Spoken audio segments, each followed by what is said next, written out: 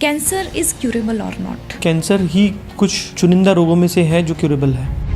बहुत सारे ऐसे पेशेंट्स या ऐसे केसेस कि जो लॉन्ग टाइम ट्रीटमेंट लेते हैं, महंगा ट्रीटमेंट लेते हैं, दे आर नॉट अलाइव। हमारा मानना है कि even in third fourth stage 50 to 70% of cancers बिल्कुल ठीक हो सकते हैं। लोगों को पता ही नहीं चलता कि वो किस बीमारी से जूझ रहे हैं। अगर कोई भी लक्षण 1 महीने से अधिक है और आम दवाइयों से ठीक नहीं हो रहा तो अपने डॉक्टर से बात कर लेनी चाहिए और कुछ अच्छी जांच करा लेनी चाहिए। एक पेशेंट थे, वो हमारे पास आए थे लगभग 8 साल पहले और उनका बड़ी हाथ में कैंसर था। हमने जब स्कैन करके देखा तो 21 सेंटीमीटर का कैंसर था। वो हमको भी शुरू में लगता था कि यार ये बिल्कुल ठीक नहीं हो सकती। तो ऐसे हमने बहुत सब पेशेंट्स में हमने जब किया तो हमको एक्सपीरियंस हुआ कि नहीं, अगर हम भी मेहनत करें, घर वाले मेहनत करें, तो मैं ये तो नहीं कहता 100% पेशेंट्स, मगर काफ़ी सारे पेशेंट्स वो ठीक हो जाते हैं। क्या क्या लेटेस्ट टेक्नोलॉजीज आप दे रहे हैं? आपने कैसे उस तरह से अपने पेशेंट्स को ठीक किया है? ये CyberKnife S7 है, इससे बहुत ही एडवांस्ड तरीके से ट्रीटमेंट हो रहा है। जैसे इसमें रोबोटिक टेक्नोलॉजी है, आर्टिफिशियल इंटेलिजेंस है। हमारे वेलेंटिस में मेरठ में ही 500 से ज़्यादा लोगों ने ट्रीटमेंट करा लिया है। तो ये तो बहुत ज़्यादा कॉस्टली होगा, मतलब आम आदमी कैसे इलाज करा पाएगा? वाकई बहुत कॉस्टली है, इसीलिए बहुत सारे सेंटर्स उसको नहीं लगा पाते और बहुत सारे बड़े सेंटर्स भी नहीं लगा पाते क्योंकि उतनी वो रिटर्न ऑन इन्वेस्टमेंट देखते हैं, प्रॉफिटेबिलिटी देखते हैं। जो ये सेम ट्रीटमेंट जो US में होता है तो हम उसको लगभग 5 से 10% कॉस्ट में ही केवल हम अवेलेबल करा देते हैं। तो इसलिए अब हमारे पास इंडिया से नहीं, विदेशों से भी मेरठ में वेलेंटिस में बहुत सारे पेशेंट्स आ रहे हैं। लंबा इलाज लेने के कारण या अलग अलग हॉस्पिटल्स में जाने के कारण भी बहुत सारा पेन होता है जो पेशेंट्स को झेलना पड़ता है। ये जो हम नई टेक्नोलॉजी लाए हैं तो उसमें बहुत सारे पेशेंट्स का केवल 1 सिटिंग में या केवल 3 सिटिंग में या केवल 1 सप्ताह में पूरा ट्रीटमेंट हो जाता है। मतलब 5 दिन में और कैंसर का इलाज, मतलब आप 5 दिन कह रहे हो, हमारे पास एक दिन में हमने कैंसर का ट्रीटमेंट किया है। 1 दिन में बिल्कुल। जैसे मैं आपको अक्सर लोगों को लगता है कि अगर कैंसर हो गया है तो उसका इलाज भी संभव नहीं है, या इलाज है तो बहुत पेनफुल है, बहुत महंगा है। क्या वाकई में ये सारी चीज़ें हैं? इन सारी चीज़ों पर बात करने के लिए आज हमारे साथ हैं वेलेंटिस कैंसर हॉस्पिटल के डायरेक्टर डॉक्टर अमित जैन। हम उनसे बात करेंगे और जानेंगे कि कैंसर का इलाज संभव है या नहीं। तो डॉक्टर साहब, आपका बहुत बहुत स्वागत है हमारे आज के पॉडकास्ट। धन्यवाद। डॉक्टर साहब, सबसे पहला सवाल, कैंसर इज क्यूरेबल और नॉट? देखिए, आपको जानकर शायद आश्चर्य होगा कि कैंसर ही कुछ चुनिंदा रोगों में से है जो क्यूरेबल है। अब देखिए, ब्लड प्रेशर है, डायबिटीज़ है, एस्थमा है, कोई भी जॉइंट्स की प्रॉब्लम है, इनमें से कोई भी क्यूरेबल नहीं है। इनका ट्रीटमेंट लाइफ लॉन्ग चलता है। But 70% of cancers are curable.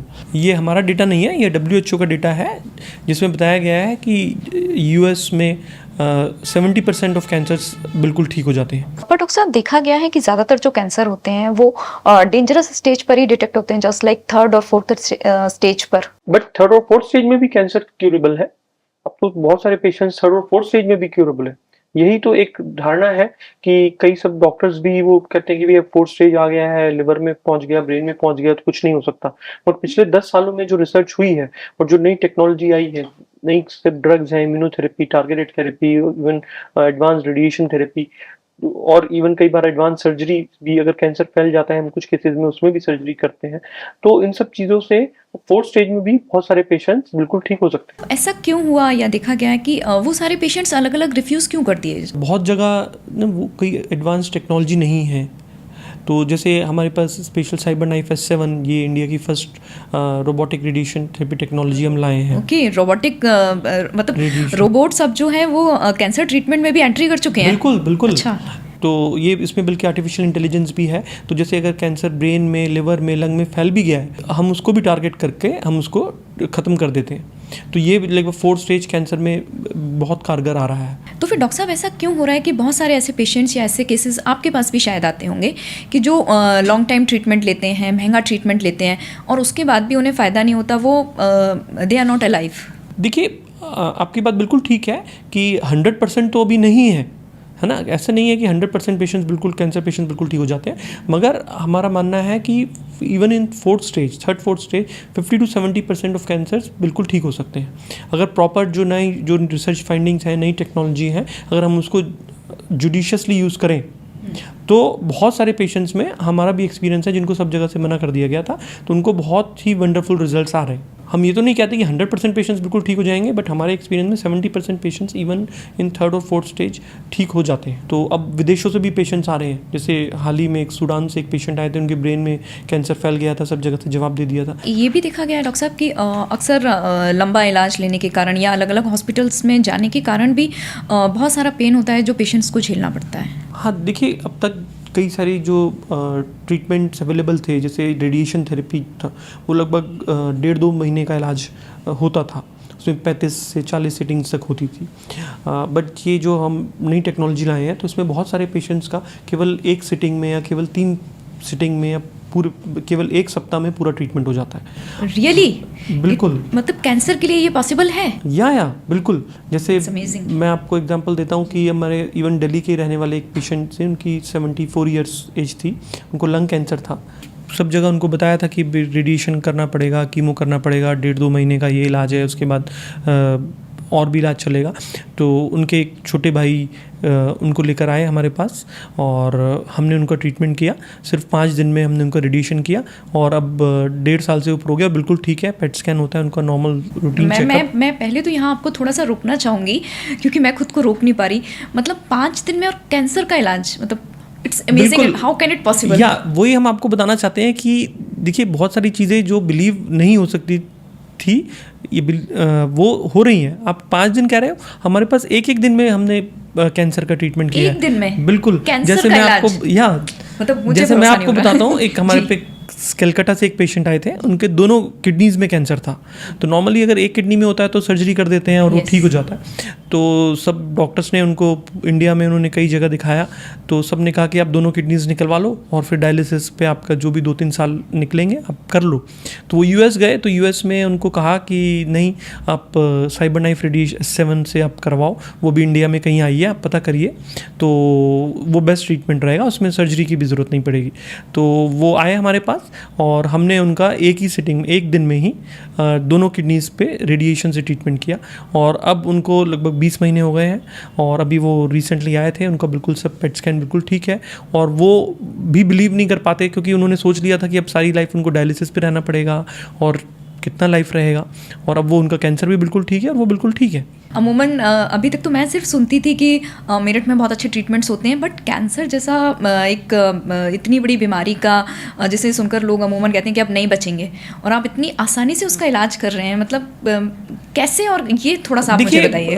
हम कुछ अलग नहीं कर रहे हैं, जो ऑलरेडी एस्टैब्लिश ट्रीटमेंट है अमेरिका में, वही ट्रीटमेंट हम प्रोवाइड कराते हैं। हमको थोड़ा पैशन रहता है कि जो भी लेटेस्ट से लेटेस्ट टेक्नोलॉजी है वो यहाँ लाएं और लोगों को अवेलेबल कराएं। क्या क्या लेटेस्ट टेक्नोलॉजीज अब मेरठ में पेशेंट्स को मिल रही हैं या आप दे रहे हैं, या आपने कैसे उस तरह से अपने पेशेंट्स को ठीक किया है? देखिए, जैसे मैंने बताया कि एक तो ये साइबरनाइफ S7 से है ना, तो ये बहुत सब कैंसर्स में, जैसे ब्रेन में अगर फैल गया तो भी, लिवर में आ गया तो भी, लंग्स में आ गया तो भी, या किडनीज़ में जैसे मैंने आपको बताया, या प्रोस्टेट कैंसर है। जैसे एक हमारे पे 98 ईयर्स के बाबा आए थे, तो उनको प्रोस्टेट कैंसर था। तो सब लोगों ने उनको कहा कि भाई कोई फ़ायदा नहीं ट्रीटमेंट करने का इस एज में, आप घर पर ही सेवा करिए। तो वो उनके एक रिलेटिव उनको लेकर आए हमारे पास। तो और जनरली लोग बोल भी देते हैं कि अब 98 साल का हो गया तो इलाज की क्या ज़रूरत है, ठीक भी नहीं होगा। बट वो बिल्कुल फिट दिखने में लग रहे थे, दिखने में फिट थे वो, ऐसा नहीं कि वो बिल्कुल बीमार थे, बिस्तर पर थे, और वो खुद चलने फिरने वाले थे, खुद जॉली नेचर के थे। तो हमने उनका टेस्ट किया, कहीं और कैंसर नहीं फैला था। तो हमने साइबरनाइफ रेडिएशन से सिर्फ 5 सेटिंग्स में उनका ट्रीटमेंट किया और अब 1.25 साल के करीब हो गया और वो बिल्कुल ठीक है, उनका कैंसर भी बिल्कुल ठीक है। तो ऐसे, क्योंकि देखिए एज, क्योंकि यही होता है कि बहुत सारे पेशेंट्स को एज के कारण, स्टेज के कारण या ट्रीटमेंट के साइड इफ़ेक्ट्स के कारण एक्चुअली मना कर दिया जाता है, जिससे बहुत सारे पेशेंट्स हम देखते हैं कि जो ठीक हो सकते हैं वो ट्रीटमेंट नहीं कराते, या कई जगह ट्रीटमेंट नहीं मिल पाता, या बहुत सारे डॉक्टर्स को भी हम बताते हैं कि भाई देखिए अब ऐसी ऐसी टेक्नोलॉजी अवेलेबल है। चूँकि देखिए कोई टेक्नोलॉजी नहीं आती है तो लोगों को विश्वास नहीं होता जब तक वो कॉमन नहीं हो जाती। तो इसलिए अब हमारे पास इंडिया से नहीं, विदेशों से भी मेरठ में, वेलेंटिस में बहुत सारे पेशेंट्स आ रहे हैं और जो ट्रीटमेंट करा रहे हैं और जिनको आराम हुआ है। मतलब विदेशों से लोग वैलेंटिस में, मतलब मेरठ में अपना कैंसर का ट्रीटमेंट कराने आ रहे हैं। मतलब मुझे तो भरोसा नहीं हो रहा आपकी बात पे, आप पक्का झूठ बोल रहे हैं। तो आप उनका ऑनलाइन इंटरव्यू भी ले सकते हैं और वो फॉलोअप पे आते रहते हैं, आप उनसे आप खुद ही रूबरू हो सकते हैं। मतलब कहाँ से लोग आ रहे हैं आपके पास पेशेंट्स, अगर मैं बात करूँ? जैसे हमारे पे अफ्रीका है, गल्फ कंट्रीज़ हैं, नेपाल है, बांग्लादेश है, श्रीलंका है, और लाइक अफ्रीका। जैसे मैं आपको एक एग्जांपल देता हूँ, अभी अबू धाबी से लगभग 1.25 साल पहले एक लड़की आई थी, उसको लंग में कैंसर हो गया था, अनयूजुअल टाइप का एक सार्कोमा था, उसकी सर्जरी हुई थी, बट दोबारा फिर वहाँ पे बहुत बड़ा कैंसर हो गया था, हार्ट के पास था। तो सब जगह से उनको जवाब दे दिया था। तो वो आए, उनका हमने ये ट्रीटमेंट किया साइबर नाइफ से, और अब बिल्कुल 1.5 साल हो गया है, वो भी बिल्कुल ठीक है। वो बल्कि बच्ची बहुत अच्छी बच्ची है, 21-22 साल की, और वो पढ़ाई कर रही है वहाँ किसी यूनिवर्सिटी में, और वो आती है साल में 2 बार दिखाने आती है। तो मतलब एक तो आप बात कर रहे हैं कैंसर की, और दूसरी बात आप कर रहे हैं कि 22 साल की लड़की का आपने इलाज किया। तो अमूमन तो ये देखा जाता है कि जो 22 साल की जो लड़कियां या जो यंगस्टर्स हैं, उनकी तो हीलिंग पावर बहुत अच्छी होती है, और ईजिली वो किसी भी बीमारी को ग्रास्प कर लेते हैं और जल्दी ठीक हो जाते हैं। तो उसमें लंबे इलाज और ये तो केवल एक एग्जांपल मैंने आपको बताया था कि, मगर ऐसा नहीं है कि ये केवल यंग पेशेंट्स ही ठीक होते हैं। तो बहुत सारे ओल्ड पेशेंट्स हैं जो कि बिल्कुल ये ट्रीटमेंट किया है और वो बिल्कुल ठीक हो जाते हैं। इसमें एज का उतना फ़र्क नहीं पड़ता। जैसे मैं आपको बताता हूँ, एक हमारे पास अभी 93 ईयर्स ओल्ड एक अम्मा जी आई थी वैलेंटिस में, वो भी उधर गुड़गांव में रहती थी। तो उनको ब्रेस्ट कैंसर था, तो उनको सब जगह से कहा कि भी कोई फ़ायदा नहीं है ट्रीटमेंट करने का। तो उनका 1-1.5 साल से वो जो ब्रेस्ट में था वो गांठ बढ़ गई थी, ज़ख्म बन गया था, उनको उसमें पेन भी रहता था। तो वो आए, उनके कोई रिलेटिव यहाँ पर लेकर आए वैलेंटिस में। तो हमने देखा कि उनको कैंसर कहीं और नहीं है, और हमने उनका ये साइबर नाइफ से 5 दिन में उनका रेडिएशन किया, और अब उनको 6 महीने बाद हमने किया, तब भी पेट स्कैन ठीक था। अब 1 साल बाद किया, बिल्कुल ठीक। अब आप सोचिए कि भाई हम क्यों किसी को रिफ्यूज़ करें कि एज के कारण। अगर वो पेशेंट को हम देखते हैं, मैं ये नहीं कह रहा कि सभी पेशेंट्स का हम ट्रीटमेंट कर सकते हैं, बट हमारे एक्सपीरियंस से मेजॉरिटी ऑफ पेशेंट्स का ट्रीटमेंट कर पाते हैं। और अब टेक्नोलॉजी से क्योंकि साइड इफ़ेक्ट्स नहीं है, तो बहुत सारे पेशेंट्स ट्रीटमेंट्स करा लेते हैं, पूरा करा लेते हैं, और वो ठीक हो जाते हैं। जैसा आपने बताया कि जो जिन अम्मा जी का आप उदाहरण दे रहे थे कि वो बहुत सारी जगहों पे गई, तो अमूमन डॉक्टर साहब ये देखा गया है कि जो पेशेंट होता है वो कई सारे हॉस्पिटल्स में जाता है, तो उसके बाद भी उसे प्रॉपर ट्रीटमेंट या इलाज नहीं मिल पाता। तो क्या वहाँ पर डिटेक्ट नहीं कर पाते वो लोग ठीक से कैंसर, या वो उस तरह से इलाज नहीं दे पाते?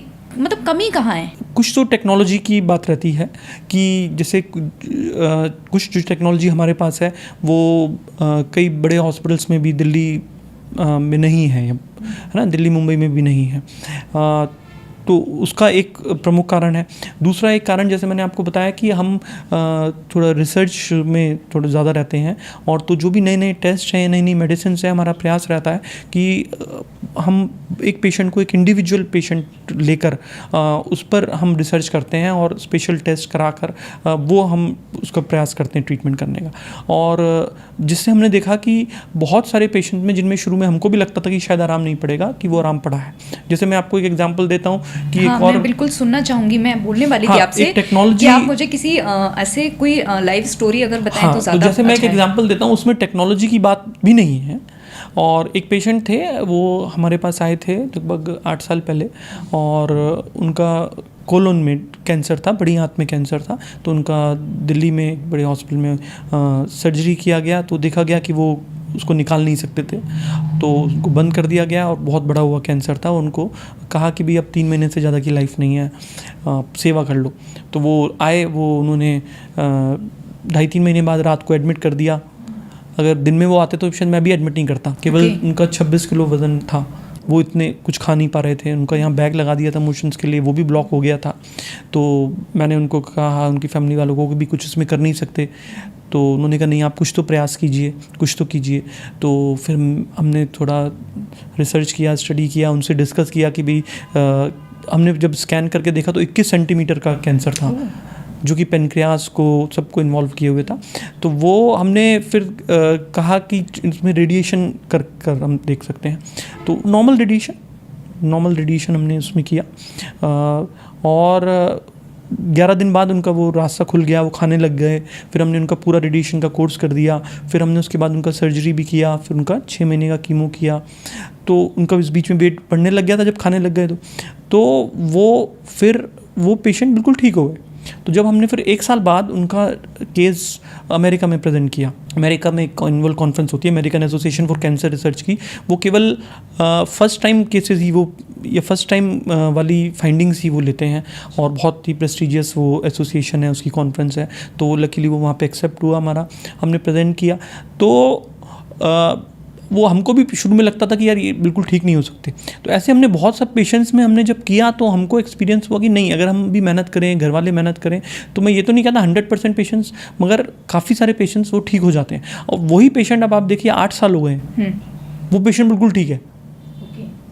तो वो खुद अपना एग्जाम्पल देता है, उसके रिलेटिव्स एग्जाम्पल देते हैं कि यार हमको तो, हमारे पास अभी भी उसके स्कैन्स हैं पुराने। वो खुद पेशेंट कहता है कि यार मैं बिल्कुल, मतलब मेरी कुछ हालत नहीं थी।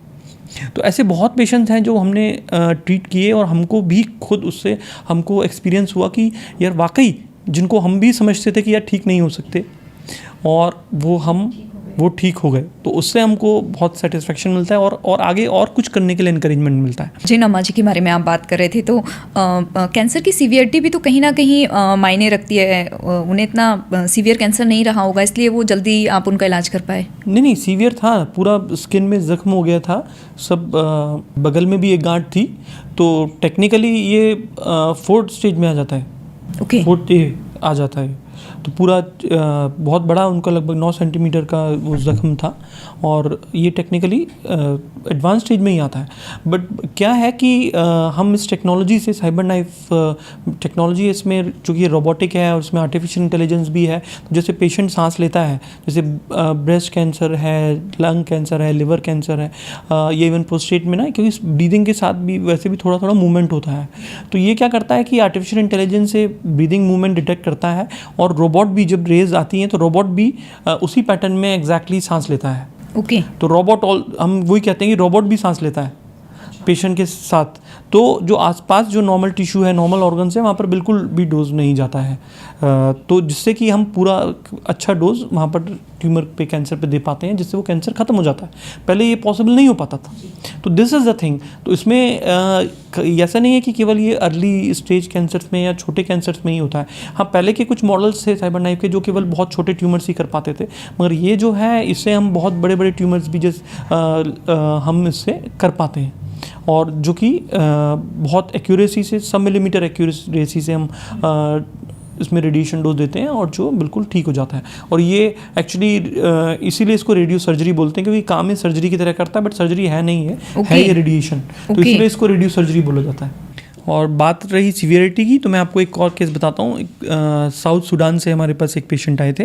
तो उनका एज लगभग 74 ईयर्स एज थी। उनको लंग कैंसर था, और वो ब्रेन में भी पहुंच गया था। ब्रेन में उनको 3 गांठें थी, और एक जो गांठ थी बिल्कुल ब्रेन स्टेम में थी, जो कि पूरा ब्रेन को, बॉडी को कंट्रोल करता है।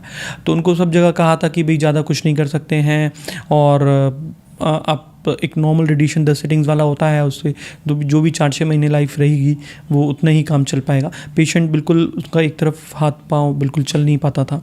तो वो आए, हमने उनको कहा कि कोई घबराने की बात नहीं है, वैसे चूँकि ये 4th स्टेज है, ब्रेन में भी पहुँच गया है, मगर कोई घबराने की बात नहीं है।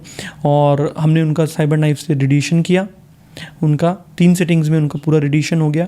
फिर हमने जो लंग कैंसर जो था उसमें से हमने बायोप्सी लेके उस पर कुछ जीन सीक्वेंसिंग की, तो उसमें हमको एक म्यूटेशन मिला, तो जिसके हिसाब से हमने उनको एक टैबलेट चला दी। तो ब्रेन वाला कैंसर भी हमने रेडिएशन से कंट्रोल कर दिया, और जो बाकी पूरी बॉडी में कैंसर होगा वो एक टैबलेट से वो कंट्रोल हो रहा है। तो वो पेशेंट बिल्कुल ठीक है, खुद चल फिर रहे हैं, दौड़ रहे हैं, अपना काम कर रहे हैं, और आप देखिए कीमो की भी ज़रूरत नहीं है, और ड्रामेटिक इंप्रूवमेंट उनका क्वालिटी ऑफ लाइफ में आ गया है। और अब उनकी टैबलेट चलती रहेगी, और जो भी हमारे पे डेटा है, रिजल्ट्स हैं इस ट्रीटमेंट से, ऐसा नहीं है हम पहली बार कर रहे हैं, ऑलरेडी एस्टैब्लिश ट्रीटमेंट है।